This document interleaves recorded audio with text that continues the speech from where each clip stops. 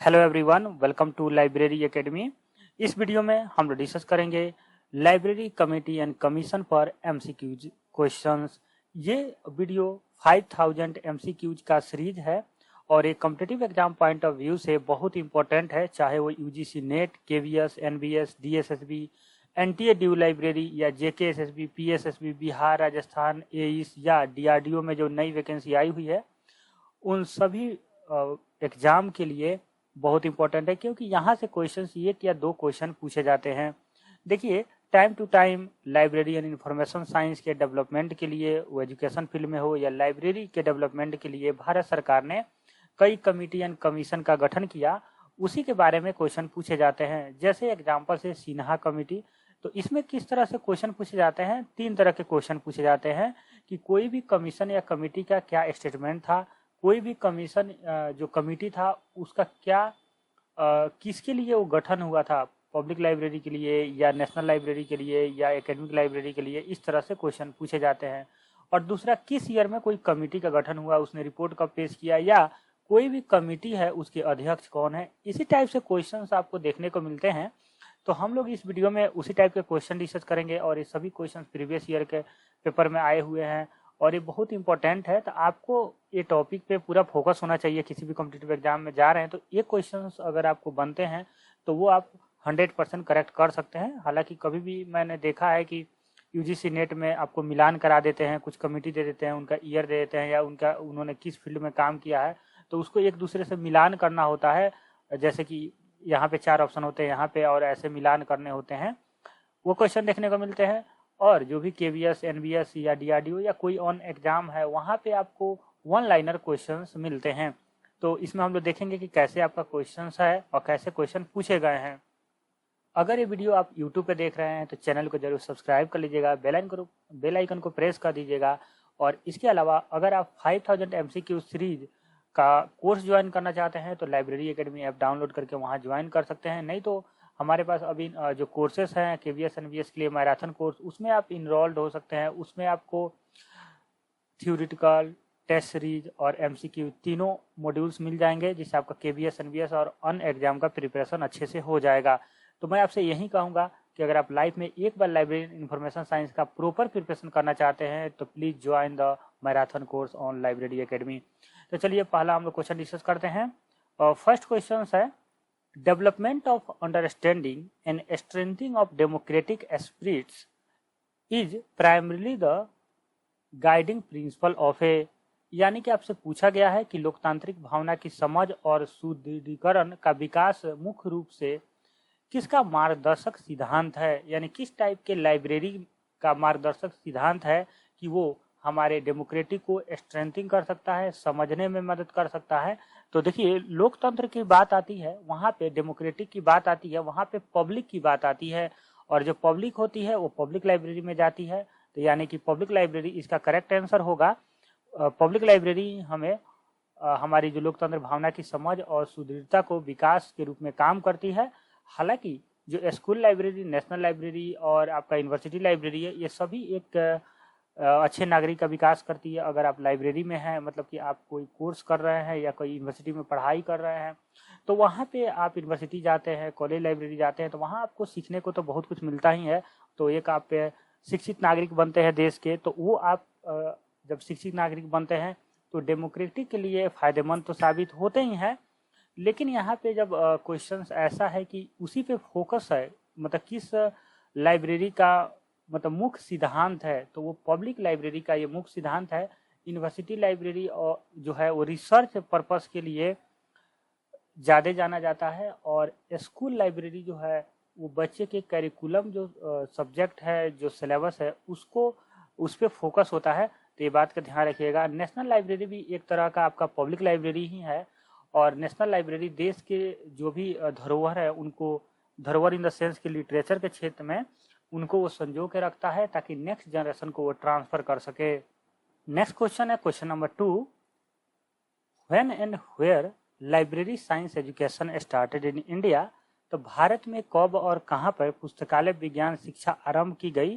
तो देखिए, बड़ौदा में 1911 ईस्वी में पहला लाइब्रेरी एजुकेशन स्टार्ट हुआ, और बड़ौदा के जो राजा थे, महाराजा सियाजी गायकवाड़ तृतीय, उन्होंने इसमें काफ़ी योगदान दिया और उन्होंने लाइब्रेरी साइंस एजुकेशन को बढ़ावा देने के लिए काम किया।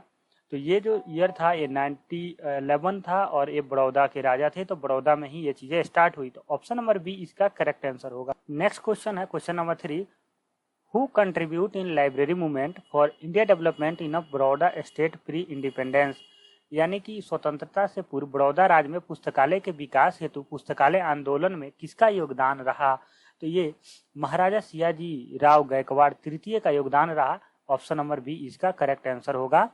नेक्स्ट क्वेश्चन हम लोग डिस्कस करते हैं क्वेश्चन नंबर 4।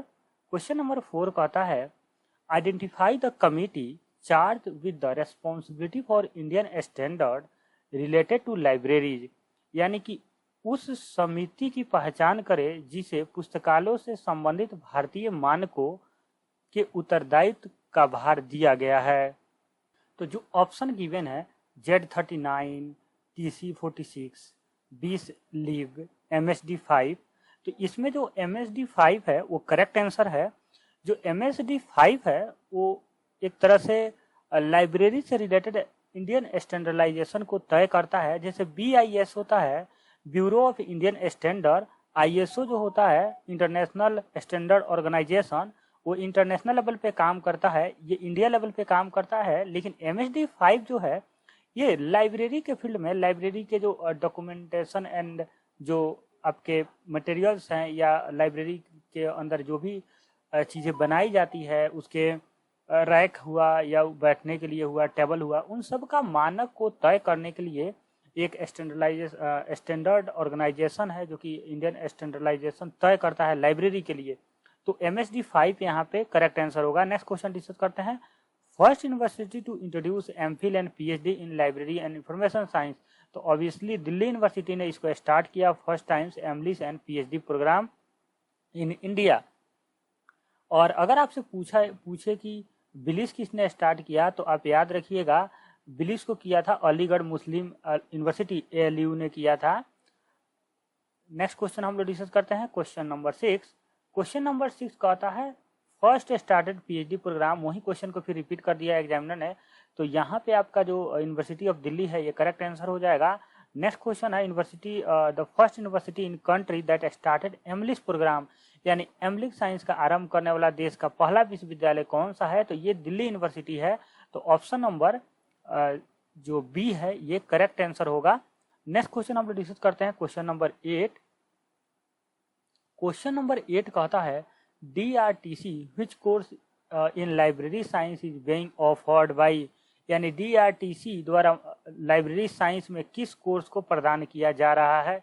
तो ध्यान रखिएगा DRTC है ये master of library science course provide करता है, बिलिस कोर्स प्रोवाइड नहीं करता है। और जो master of library science course होता है वो 2 ईयर का होता है, यानी 2 ईयर का मास्टर डिग्री प्रोवाइड करता है। और इसके लिए 19,000 आपको स्कॉलरशिप देता है पर मंथ। अगर आपका सिलेक्शन वहाँ पे होता है MLIS प्रोग्राम के लिए तो आपको 19,000 रुपया पर मंथ दिया जाएंगे आपको पढ़ने के लिए, और 2 ईयर तक ये मिलते रहेंगे। और इसका फॉर्म जो है फरवरी मंथ में आता है। अगर आप बिलिस किए हुए हैं और आप चाहते हैं वहाँ से MLIS करना तो आप अप्लाई कर सकते हैं। और यहाँ पे एग्ज़ाम होते हैं एक पहले एडमिशन से पहले, और 19 या 25 सीट या 19 सीट है, मुझे एग्जैक्ट याद नहीं है, लेकिन अगर 19 सीट होगा तो 19 सीट होगा। इतने सीट पे बच्चों को सेलेक्ट किए जाते हैं और आपको 19,000 का पर मंथ स्कॉलरशिप भी मिलता है और आप इस फील्ड में काम कर सकते हैं। DRTC का फुल फॉर्म होता है डॉक्यूमेंटेशन रिसर्च ट्रेनिंग सेंटर, ये बेंगलुरु में है और ये भारत में क्लासिफिकेशन के रिसर्च के लिए काम करता है, लाइब्रेरी क्लासिफिकेशन फील्ड में रिसर्च का काम करता है। और आपको जो क्लासिफिकेशन कोलन क्लासिफिकेशन का जो लेटेस्ट वर्जन आया था वो DRTC ने ही पब्लिश किया था, इस बात का आप ध्यान रखिएगा। नेक्स्ट क्वेश्चन है question number 9। Question number 9 publish नहीं किया था, संशोधित उसी ने किया था।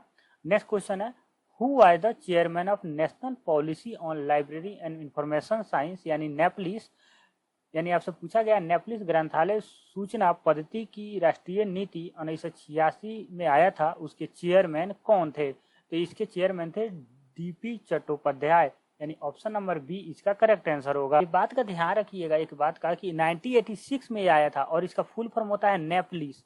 और देखिए यहाँ पे ये छूटा हुआ है, नेपलिस का फुल फॉर्म कई बार आपसे एग्जाम में पूछा हुआ है और नेपलिस किस ईयर आया था ये भी पूछा हुआ है, तो 1986 में। और ये कहिए तो भारत में ये नेशनल पॉलिसी था लाइब्रेरी इंफॉर्मेशन सिस्टम पर, एक तरह का नेशनल लेवल पर एक पॉलिसी बनाने के लिए ये कमेटी का गठन किया गया था और इसके चेयरमैन थे डीपी चट्टोपाध्याय। नेक्स्ट क्वेश्चन है क्वेश्चन नंबर 10। क्वेश्चन नंबर 10 कहता है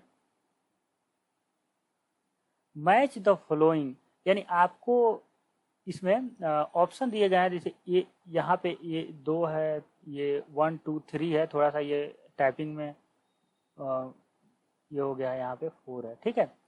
तो ये आपको सिन्हा कमेटी है, डॉक्टर एस.आर. रंगनाथन कमेटी है, रिपोर्ट ऑफ डॉक्टर सौ and doctor DV. Krishna Rao है और डॉक्टर जे वोरे कमेटी है। और इनका ये 4 फील्ड दिए गए हैं, जैसे library staff strength, central medical library, library at a panchayat, block, district and state level and national agriculture system for agriculture library. तो ये आपसे पूछा गया है कि कौन सी जो कमेटी थी उनका किस किस लिए इसका गठन किया गया था इस कमेटी का। तो सिन्हा कमेटी जो था वो library at a panchayat, block and district and state level के लिए गठन किया गया था। और ये सभी लाइब्रेरी एक तरह का पब्लिक लाइब्रेरी है, तो ध्यान रखिएगा जो सिन्हा कमेटी था वो एक तरह का पब्लिक लाइब्रेरी के लिए गठन किया गया था। और सिन्हा लाइब्रेरी को ही हम लोग एडवाइजरी कमेटी भी बोलते हैं, सॉरी सिन्हा लाइब्रेरी को नहीं, सिन्हा कमेटी को हम लोग एडवाइजरी कमेटी भी बोलते हैं। हालांकि सिन्हा लाइब्रेरी पटना में है, इसलिए उसका बात माइंड में आ गया। Doctor SR. रंगनाथन कमेटी ने पुस्तकालय में स्टाफों की संख्या और स्टाफ की स्ट्रेंथ के बारे में उस कमेटी का गठन किया गया था।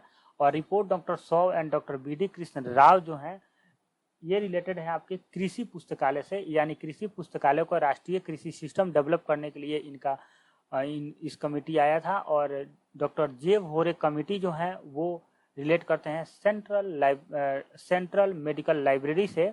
तो 4 का ऑप्शन 2 हो जाएगा, ऑप्शन नंबर सी इसका करेक्ट आंसर हो जाएगा क्योंकि एक ही ऑप्शन में डी में 2 है। नेक्स्ट क्वेश्चन हम लोग डिस्कस करते हैं और आप ऐसे भी याद कर लीजिएगा कि सिन्हा कमेटी कब आया, मतलब कि इसके बारे में मैं क्वेश्चन और कराऊंगा अभी इसी लेक्चर में। लेकिन सिन्हा लाइब्रेरी किस चीज़ से रिलेट करता है, और डॉक्टर एस.आर. रंगनाथन जो कमेटी था वो लाइब्रेरी स्टाफ स्ट्रेंथिंग के लिए था, और डॉक्टर वोरे कमेटी जो था वो सेंट्रल मेडिकल लाइब्रेरी के लिए था, और रिपोर्ट ऑफ डॉक्टर सौ and doctor BD. Krishna Rao जो रिपोर्ट दिए थे उन्होंने national agriculture system and agriculture library के लिए दिया हुआ था। तो ये था 10 क्वेश्चंस। अगर आपको हमारी लेक्चर अच्छी लगती है तो आप चैनल पे बने हुए हैं तो आप बहुत सारे लेक्चर देखते होंगे, तो आपको कोर्सेज ज्वाइन कर लेना चाहिए क्योंकि आपको एक प्रॉपर गाइडेंस और प्रॉपर आपको स्टडी मटेरियल वीडियो लेक्चर के माध्यम से, टेस्ट सीरीज और एमसीक्यूज के माध्यम से मिल जाएंगे, जिससे आपका प्रिपरेशन करना इजी होगा, अपने से आप टाइम कंज्यूम कर सकते हैं। तो आप लाइब्रेरी एकेडमी ऐप डाउनलोड कीजिए, वहाँ पे जाइए, सीधे कोर्स ज्वाइन कीजिए मैराथन कोर्स, और टेस्ट सीरीज के भी कोर्स इंडिविजुअल अवेलेबल हैं और आपका एमसीक्यूज का कोर्स भी अवेलेबल है। लेकिन अगर आप मैराथन कोर्स लेते हैं तो सभी तीनों मॉड्यूल आपको एक ही कोर्स में इंक्लूड मिलेगा।